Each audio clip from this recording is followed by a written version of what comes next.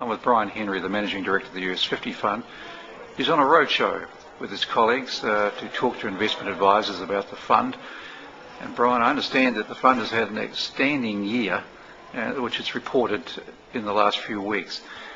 How have you come through the past year, and what has been the experience in that time with the global financial crisis, and how has that affected the company, and how have you overcome that?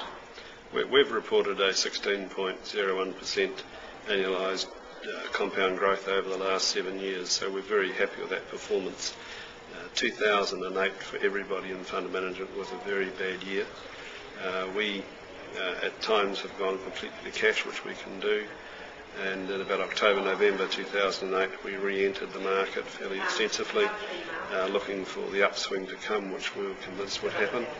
On 9th March we saw the second part of what we see as a clear double bottom with where we're invested, and we've had huge growth since then. So the fund has, over 2009, returned very strongly. The reason we do is we pick good companies. We look for companies who have at least more than 50% of their cash flows coming from outside the United States. So while we call ourselves a US 50 fund, it's 50 listed US stocks. It's not a fund that's based in the US economy. And we used to be in companies, for example, like Toyota, that are on the New York Stock Exchange as an ADR. We're out of Toyota now for other reasons. We're in, for example, Ford, which most people would wonder what they're doing, but it's the growth recovery of 2010, and we moved into that in very early February, and we've had very good growth out of Ford. So it's a matter of selecting stocks that we perceive have got a lot of innovation, and that always, in our experience, has led to the share price growth. Brian, some of the portfolio is explained, or all of the portfolio is explained in the annual report. Now that's quite exceptional. Many fund managers don't list the investments that they're putting people's money in. Obviously you've decided to do just the opposite. What's the philosophy behind that? Well, my history is, one of my first jobs was carrying the books for the defence lawyers defending JBL directors, and I've been involved as a barrister in almost every liquidation since the late 70s.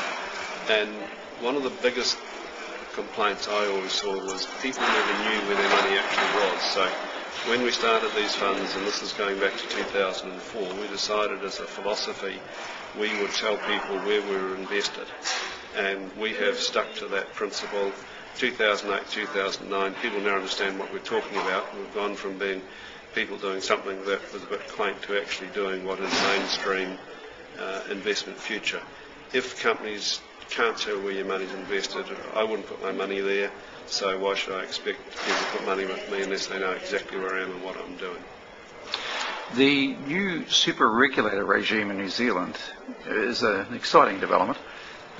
Clearly you've been investing in an economy which has been protected by a very strong SEC.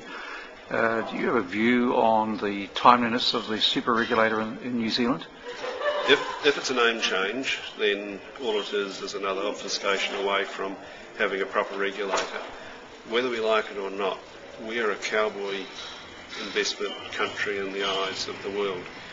I've looked at taking the US 50 fund to South Africa, and as part of that, they actually do a due diligence on the New Zealand regulatory regime, and we just got told, don't waste your time, because while we've got the laws, we haven't had the aptitude of people actually enforcing it properly. It's interesting, all the current prosecutions are under the old law, not the new law, but they've taken a long time to come. And the biggest complaint in New Zealand, I think, is that people have not got out and done their job quickly and promptly. In America, a lot of the people are already in jail starting 50-year sentences. In this country, I don't think we've got anywhere with anything of significance. We've had announced prosecutions, but that's not enough. The new regulator is a good idea if they're a one-stop shop, because we need that. The new regulator is a great idea if they get out and regulate, educate and prosecute. But the new regulator itself isn't enough. It has to have a track record of actually doing its job before the investing public are going to believe in it. Right now, the public faith in investments is so low it's not funny. We had people 60 years and older demonstrating in Queen Street outside a certain bank because they've lost their money. That's unheard of in any country with a proper regulatory regime. We have to get over that hurt because that core investor group of people have lost trust and trust. And until they learn to trust the regulator, how can we expect them to trust investment companies? And Alan, on the road, you're getting interest in the US 50 fund from people you've not seen before.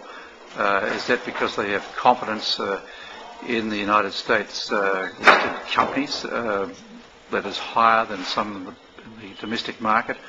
Or what is their level of interest, in the US 50? I think we're getting interest for two reasons. One, we've now got a 5-year audited track record which shows really good performance.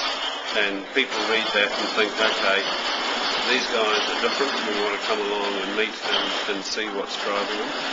I think also there's a mood at the moment to want to look outside New Zealand to put their money because they don't feel necessarily what's been happening inside here is good. So we've got a loss in faith in our own markets, and it's very important we restore that because the NZX should be a core function inside this country, and it's a very important function for an investment community. And are you a pessimist or an optimist for the rest of the year? Where do you see things headed? The outlook that we're explaining to people is we see that, and I'm talking here about what's going to happen in investing in US stocks, we believe that we will see some quite heavy pullbacks at times still. It's still a volatile market, but we believe that by the end of the year overall we'll look at another year of reasonably good growth. But this is a difficult year. Last year, in hindsight, you look back and there were some big pullbacks, but overall the steam engine was really starting to run.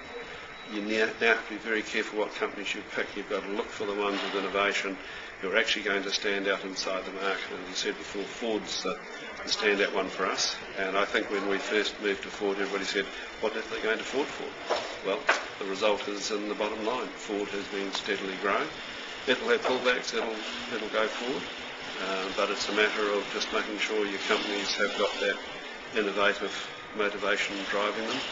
And if the engine's right, the company will reflect in the stock market after time. Thank you very much.